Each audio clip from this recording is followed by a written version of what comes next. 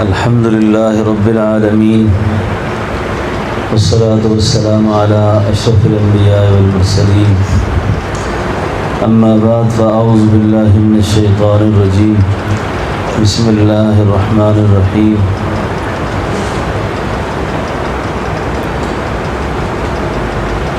ومن يعش عن ذكر الرحمن نقيض له شيطانا فهو له قرين آمنت بالله صدق الله مولانا العظيم اللهم صل على روح محمد في الأرواح اللهم صل على جسد محمد في الأجساد اللهم صل على قبر محمد في القبور.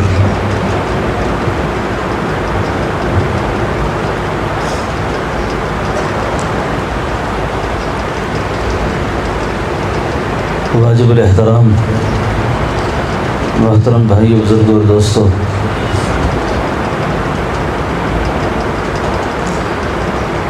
آج کی اس خوبصورت مجلس میں میرے آنے کی نیت سیدی حضرت مرشدی حضرت اقدس دامت برکاتہم العالیہ کی زیارت مقصود تھی۔ آپ کا جب حکم نامہ موصول ہوا تو میں نے سعادت سمجھی کہ میں اس مجلس میں حاضر ہو کر آپ کی زیارت کروں۔ حقیقی بات یہ ہے کہ آنے والے وقتوں میں ہم ایسے لوگوں کو نہیں دیکھ سکیں گے۔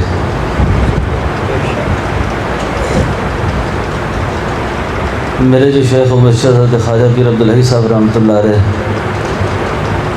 ذوف اور پیرانہ سالی کے آخری سال میں بعض اللہ والوں کے کلام جو ہوتے ہیں اس کا مطلب عجب نہیں ہوتا، بڑائی نہیں ہوتی۔ فرمایا کرتے تھے مجھے دیکھ لو، ایک وقت آئے گا آپ مجھے نہیں دیکھ سکیں گے۔ پھر اور حقیقی بات یہی ہے کہ آنے والا وقت کچھ اور سا ہے۔ یہ جو پرانے بزرگوں کی نشانیاں اور یادگاریں اس وقت موجود ہیں، آنے والے وقتوں میں شاید ہم ایسے لوگوں کو نہ دیکھ سکیں۔ اس وقت کو اور اس موقع کو غنیمت سمجھ کر اللہ والوں کی اخیر زندگی جو ہوتی ہے، بزرگوں نے لکھا ہے وہ کیمیا ہوتے ہیں، کیمیا ہوتے ہیں۔ اب فیض لینے والا اپنی نیت کے بقدر فیض لیتا ہے۔ فیض لینے والا اس کے جو جذبات ہوتے ہیں وہ ان جذبات کی بنیاد پر فیض لیتا ہے۔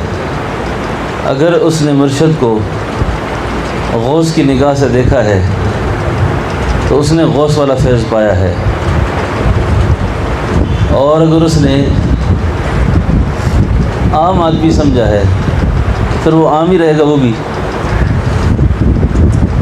اس لیے ایک تو جن سے تعلق ہو دنیا میں ان کو سب سے زیادہ نافع سمجھے اپنے لیے، اس سے زیادہ نفع مجھے کہیں سے نہیں ہو سکتا، اور پھر یکسو ہو کر فیض کی طرف متوجہ رہے۔ جیسے اس مجلس میں آپ تشریف فرما ہے نا، آپ مہمان ہیں، اور مہمان کو آ کر میزبان کے معاملات میں مداخلت نہیں کرنی چاہیے۔ میزبان جو کھلائے وہ کھائے، میزبان جہاں بٹھائے وہاں بیٹھ جائے۔ یہاں تک کہ مجھے حضرت کی موجودگی میں بے ادبی معلوم ہوتی ہے کہ میں کوئی ایسی بات عرض کروں، لیکن میں نے سنا ہے کہ حضرت مظہر جانے جانا رحمۃ اللہ علیہ کو ایک مرید نے کہا حضرت توجہ فرما دیں، حضرت ناراض ہو گئے۔ فرمایا میں نہیں سمجھتا اس بات کو۔ کیا میں سمجھتا نہیں اس کو کہ آپ کو کس وقت کیا دینا ہے، آپ کو کس وقت کس چیز کی ضرورت ہے؟ اس لیے اللہ والے عالم الغیب نہیں ہوتے پر بیوقوف بھی نہیں ہوتے۔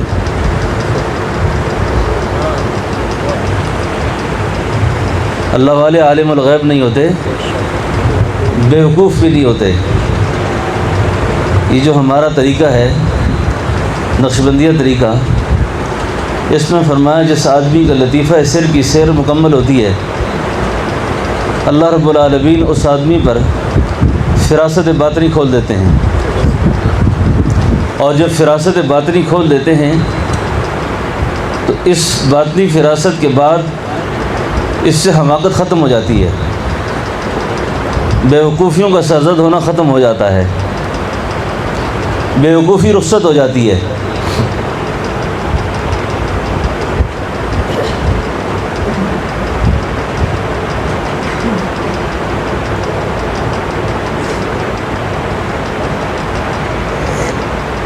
اس وقت آداب شیخ جو ہے نا، اور جو سلوک کے کچھ مسلم اصول ہیں، اللہ والوں نے اپنی بے نفسی کی وجہ سے بعض اوقات اس کا اظہار نہ کیا، ورنہ شیخ کا حق اور مرید کا حق۔ ایک اللہ والے کی خدمت میں ایک مرید نے عرض کیا، حضرت پیر کا حق کیا ہے؟ آپ سوال پہ غور کریں کہ پیر کا حق کیا ہے۔ انہوں نے فرمایا یہ میرا خط لو، فلاں شہر میں کسی بزرگ کو دے کے آ جاؤ۔ مرید کو جوتا پہننا بھی یاد نہ آیا، جوتا پہننا بھی یاد نہ آیا، اور وہ چلا گیا۔ راستے میں جا کر کسی آوارہ عورت نے اس کو قابو کر لیا، کسی فاحشہ اور عورت نے اس کو آواز کسنا شروع کر دی۔ عین فتنے میں مبتلا ہو رہے تھے کہ شیخ کی صورت ظاہر ہو گئی۔ کیا کر رہے ہو؟ یہ اس فتنے سے بچ کر واپس آیا تو شیخ سے پوچھا، حضرت پیر کا کیا حق ہے اور مرید کا کیا حق ہے؟ فرمایا مرید کا یہ جو تو نے کیا، پیر کا یہ جو میں نے کیا۔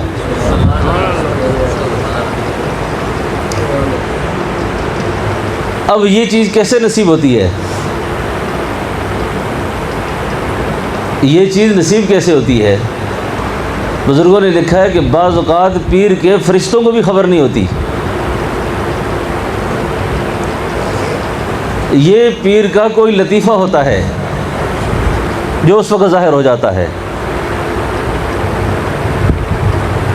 غالباً حضرت نے جو مکتوبات لکھے ہیں حضرت پیر بہلوی رحمۃ اللہ علیہ کے، ان میں ایک نواب کا قصہ بھی اسی طرح کا آتا ہے کہ جو کسی شہر میں ہوٹل میں گئے اور ان کے ساتھ بھی کوئی ایسا واقعہ پیش آیا۔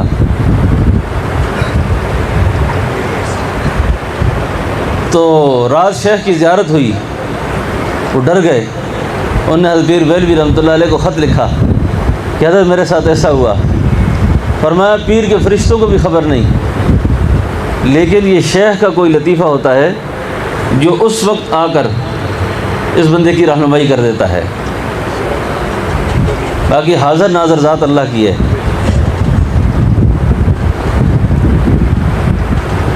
تو سلوک کے کچھ مسلم اصول ہیں، جب تک ان اصولوں کو بندہ نہ سمجھے وہ اس راہ میں چل نہیں سکتا۔ کئی لوگ چلتے چلتے بیٹھ جاتے ہیں، تھوڑا سفر کیا تھک گئے۔ اللہ والوں نے لکھا ہے کہ یہ جو سفر ہے نا، یہ نامردوں کا نہیں ہے، یہ مردوں کا سفر ہے۔ اور مرد اور نامرد کی اصطلاح وہ نہیں ہے جو ہمارے عرف میں بولی جاتی ہے کہ یہ آدمی کی شکل مردوں والی ہے اس کی، اور اس کی شکل عورتوں والی ہے۔ یہ مرد نامرد کی اصطلاح نہیں،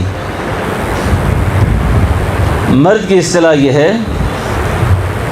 کہ جب اس نے اس سفر کا آغاز کر لیا، اس راستے پہ چل پڑا، تو ایک اللہ والے گزرے ہیں، ان کا نام ہے حضرت شاہ ہدایت اللہ۔ ان کی ایک سی حرفی ہے، اس میں وہ فرماتے ہیں تو ایک طرف محبوب دے بجنے نو گھوڑا شوق دا تیز رفتار ہوئے، کاٹی گھت کے صبر دی نفس تے چاہیے مرد رو خوب سوار ہوئے۔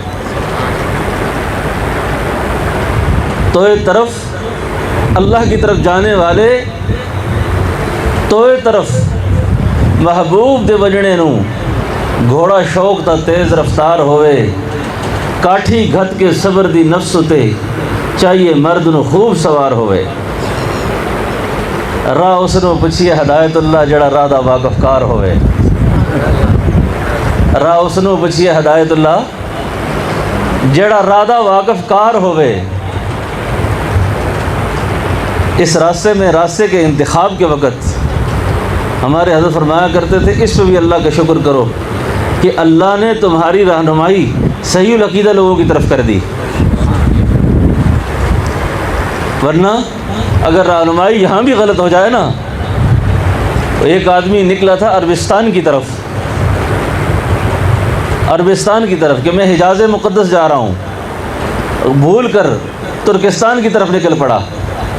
اور راستے میں ایک آدمی نے پوچھا جا کدھر رہے ہو؟ انہوں نے کہا عربستان جا رہا ہوں۔ انہوں نے کہا ایرا کے می روی ترکستان است، اس راستے پہ چل کے کوئی حرم نہیں پہنچا، اس راستے پہ چل کے تو ترکی پہنچے گا، حرم نہیں پہنچ سکتا۔ جب راہ کا تعین ہو گیا، شیخ کے ہاتھوں میں ہاتھ دے دیے، بحث ختم ہو گئی، بحث ختم۔ اور جس نے بحث کر دی وہ طریقت کا منکر ہو گیا، اس نے طریقت کے اس راستے کا انکار کر دیا۔ یاد رکھیں ہمارے سلاسل میں شیخ کی جو تربیت ہوتی ہے وہ ساری کشف پر ہے اور الہام پر ہے، کشف پر ہے اور الہام پر ہے۔ اور یہ الہام جو ہوتا ہے یہ اللہ کی طرف سے وارد ہوتا ہے اس شخص کے لیے، اور اس نے ناقدری کر دی اس کی۔ اب ناقدری کی سزا یہ ہے کہ یہ آدمی ساری زندگی پھرتا ہے، پھر کبھی ایک کے پاس گیا، کبھی دوسرے کے پاس گیا، کبھی تیسرے کے پاس گیا، نتیجہ یہ ہے کہ یہ خالی ہاتھ رہا۔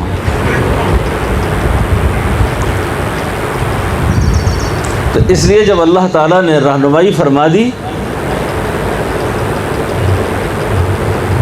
بابا فرید الدین عطار رحمۃ اللہ علیہ فرمایا کرتے تھے نا، حق دی بولی بول فریدا، حق دی بولی بول فریدا، حق دی بولی بول، پکا پکڑ دست عقیدہ، شریعت دائے قول، حق دی بولی بول فریدا، حق دی بولی بول، کلی سمجھ مرشد کامل، رہ کلی دے کول۔ وہ پرانی چکیاں دیکھی ہیں کبھی؟ کلی سمجھ مرشد کامل، رہ کلی دے کول، حق دی بولی بول فریدا، حق دی بولی بول۔ اب یہ جو کلی ہے نا، اس کلی نے فیصلہ کن کردار ادا کرنا ہے آپ کی اور میری روحانی تربیت میں، اور کلی سے ادھر ادھر ہو گئے پھر کلی سمجھ مرشد کامل، رہ کلی دے کول، حق دی بولی بول فریدا، حق دی بولی بول۔ تو جب اللہ نے رہنمائی فرما دی ہے، اب اللہ والوں سے کیا چیز لینی ہے؟ اس وقت بڑے بڑے اولیاء کرام موجود بھی ہیں یا رہے دنیا میں، ان سے لوگوں نے فیض کیوں حاصل نہ کر سکے؟ یا تو کوئی آیا تعویذ لینے کی نیت سے، کوئی آیا دم کرانے کی نیت سے، کوئی آیا کاروبار میں برکت کی نیت سے، کوئی آیا بچیوں کو رشتہ اچھا مل جائے اس نیت سے، کوئی آیا لنگر مفت مل جائے گا وہ کھا لیں گے، کوئی کس نیت سے آیا، کوئی کس نیت سے آیا۔ اب بھائی جوہری کے پاس بیٹھ کر بھوسا مانگنا کہاں کی انسانیت ہے؟ اب جوہری کے پاس بیٹھا ہو، جوہری کی دکان پر جاؤ اور ان سے آپ کہو جی آپ کے پاس کھل ملتی ہے، کھل ہوتی ہے آپ کے پاس؟ وہی کھل کی دکان نہیں ہے یہ۔ یہاں تو جو چیز ملتی ہے اس کو کہتے ہیں سودا عشق۔ کیا کہتے ہیں؟ شاد باش عشق خوش سودائے ماں، اوے شاباش تجھے، شاد باش عشق خوش سودائے ماں، اے طبیب جملہ علت ہائے ماں، اے دوائے نخوت و ناموس ماں، اے تو افلاطون جالے نوس ماں۔ یہ نسخہ ملتا ہے، اور اسی کو سلطان بہو پنجابی میں کہتے ہیں بھاویں سب جگ نال طبیباں بھریا ہویا آیا۔ اللہ، بھاویں سب جگ نال طبیباں بھریا ہویا آیا، اپنے بیماراں دا آپ علاج کریں خدایا۔ جو تیرے درد کے مریض ہیں نا، اور جن سے تیرا عشق ملتا ہے، تیری محبت ملتی ہے، یا اللہ میں جہاں بھر پھر چکا، میری بیماری کا علاج کسی حکیم کے پاس نہیں ہے، کسی ڈاکٹر کے پاس نہیں ہے، اور جو تیرے درد کے مریض ہیں ان کا علاج تیرے پاس ہی ہے۔ اب یہ سودائے عشق جہاں سے ملتا ہے، ایک بزرگ نے کتاب لکھی، اس کا نام لکھا دکان عشق۔ دکان عشق۔ میرے حضرت فرمانے لگے یہ عشق کی کوئی دکان ہو سکتی ہے؟ یہ ایک ملفوظ ہے شاہ فضل الرحمان گنج مراد آبادی رحمۃ اللہ علیہ کا۔ انہوں نے اپنے خلیفہ سے پوچھا تھا کہ تم نے کوئی عشق کی دکان بھی دیکھی ہے؟ عشق کی؟ انہوں نے کہا حضرت دیکھی ہے، عشق کی دکان دیکھی ہے میں نے۔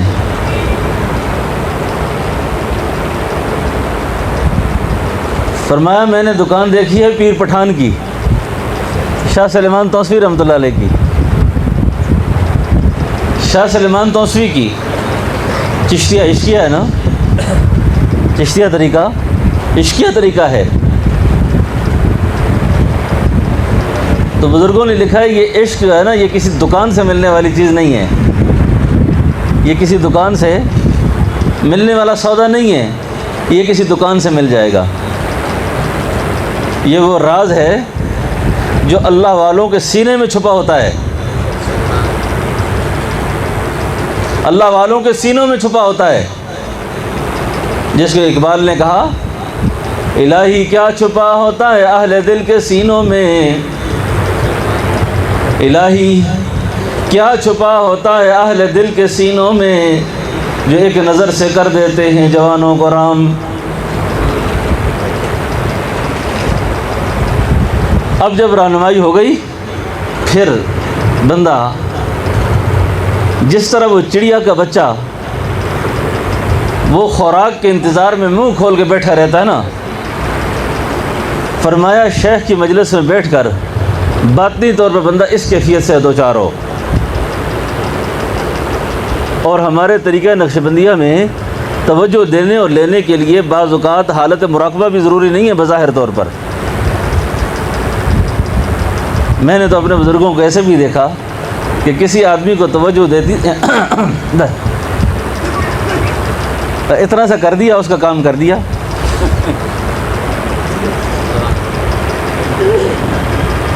کیونکہ یہ تو باطنی چیز ہے، روحی چیز ہے، تاکہ مجلس میں بیٹھا ہوا آدمی کسی اور طرف متوجہ نہ ہو، اس کے خیالات کہیں منتشر نہ ہوں، جس طرح اس پرندے کی طرح، اس بچے کی طرح جو اپنی ماں کا انتظار کرتا ہے نا کہ کہیں میرے منہ میں کوئی چیز ڈالے گا۔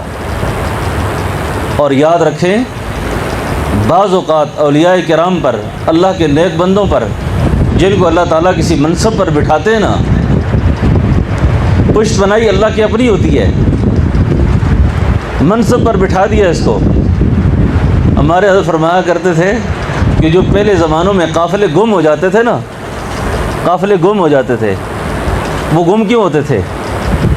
کسی آدمی کے پاؤں میں کانٹا چبھ گیا، اب وہ کانٹا نکالنے میں نیچے ہوا، میں کانٹا نکال دوں، اور دیکھا قافلہ آنکھوں سے اوجھل ہو گیا، اور اس کی سزا یہ ملتی تھی، اس کی سزا یہ ملتی تھی کہ یا تو یہ آدمی اکیلے سفر کر کر کے مر جاتا تھا، گم ہو جاتا تھا،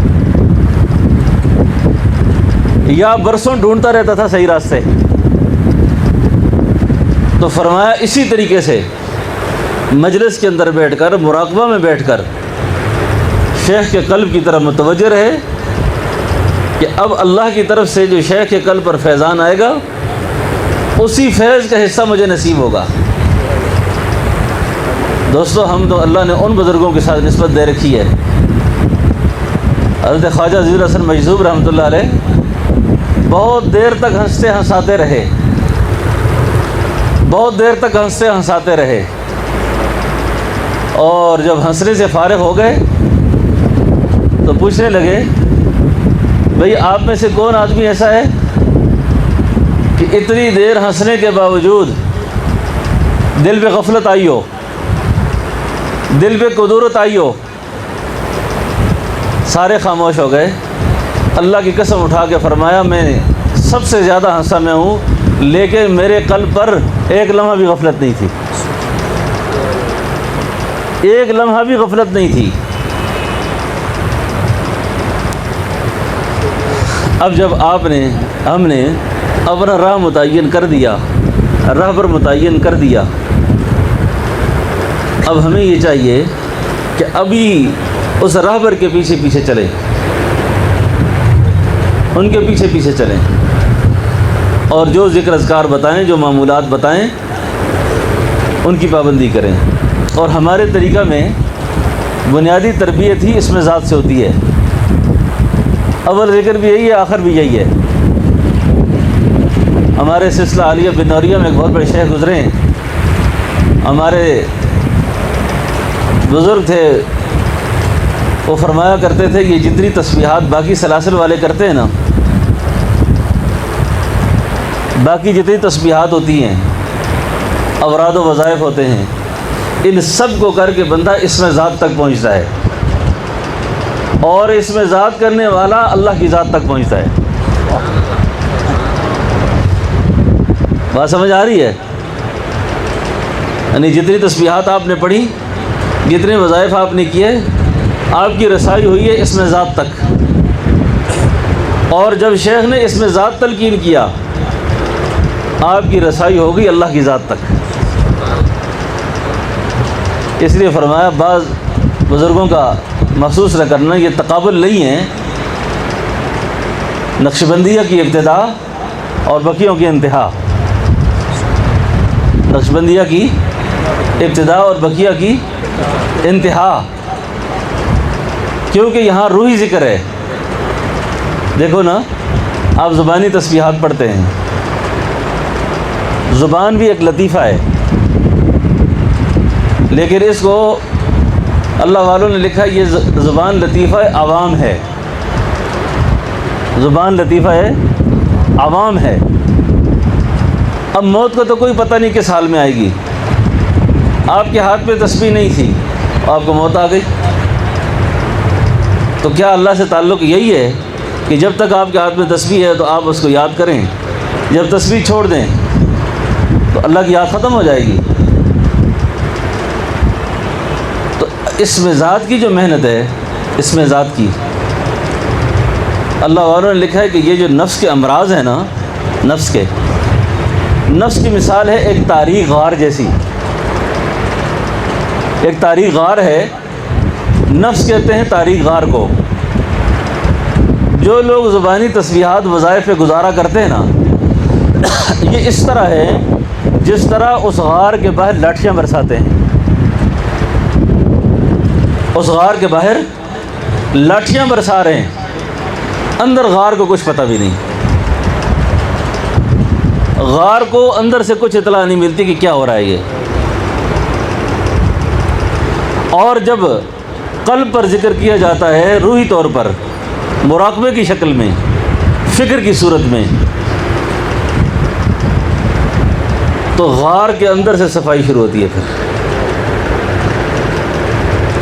فرمایا جب لطیفہ قلب زندہ ہوتا ہے اور اس کے ساتھ جب لطیفہ روح زندہ ہو، لطیفہ سیر خفی افواہ، حضرت خواجہ بہاؤالدین زکریا، حضرت خواجہ بہاؤالدین اولیاء نقشبند نے فرمایا کہ اس ہر ایک لطیفے کے 70 ہزار حجابات ہیں۔ جب وہ حجابات کٹتے ہیں اس کے بعد یہ قلب، روح، سر، خفی افواہ، یہ جو 5 لطائف ہیں نا، یہ مل کے حملہ آور ہوتے ہیں نفس پر، یہ نفس پہ حملہ آور ہوتے ہیں۔ اور جب یہ 5 لطائف پوری قوت کے ساتھ نفس پہ حملہ آور ہوتے ہیں تو پھر یہ اپنے ساتھ نفس کو ذاکر کر دیتے ہیں، اور جب نفس ذاکر ہونا شروع ہوتا ہے پھر اس سے قدورتیں نکلتی ہیں، پھر اس سے عجب نکلتا ہے، تکبر نکلتا ہے، حسد نکلتا ہے، انانیت نکلتی ہے، اکڑ، جتنے بھی بیماریاں ہیں یہ ساری کی ساری نفس کی بیماریاں ہیں، اور پھر نفس اس گندگی کو صاف کرنا شروع کرتا ہے، یہاں تک کہ قرآن کہتا ہے یہ وہ نفس ہے جس کو قرآن کہتا ہے یا ایھا النفس المطمئنہ، یہ اطمینان والا نفس ہو جاتا ہے۔ اور جب اللہ تعالیٰ اس کو اطمینان نصیب فرما دیتے ہیں تو اس اطمینان کی بدولت اللہ کی شان یہ ہے کہ یہ سب سے پہلے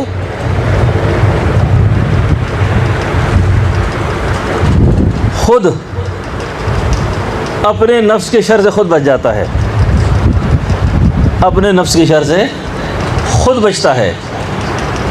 دوسروں کی تربیت کرنا، دوسروں کو سمجھانا جو ثانوی درجہ ہے، کیونکہ اللہ کے ہاں جو نجات ہے نا وہ فرد کی ذاتی اصلاح پر ہے، فرد کی ذاتی اصلاح پر ہے۔ اب یہ نفس کی قدرتوں سے یہ آزاد ہو گیا، لطائف اس کے زندہ ہو گئے، اب اس پر پھر حقائق کھلتے ہیں، اب حقیقت کا سفر شروع ہوتا ہے۔ پھر ہم نے بزرگوں سے سنا یہ حقیقت کعبہ ہے، یہ حقیقت محمدی ہے، یہ حقیقت احمدی ہے، یہ حقیقت مراقبہ اس میں ذات ہے، یہ مقام حقیقت دعوت ہے، یہ فلاں مقام ہے، یہ مقامات اس کے بعد کھلتے ہیں۔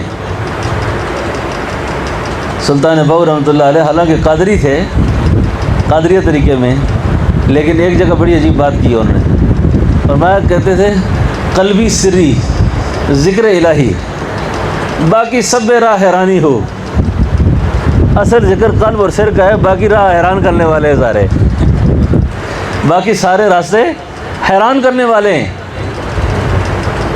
اب یقین کریں کہ جب نفس کے ساتھ مقابلہ شروع ہوتا ہے نا، نفس کے ساتھ،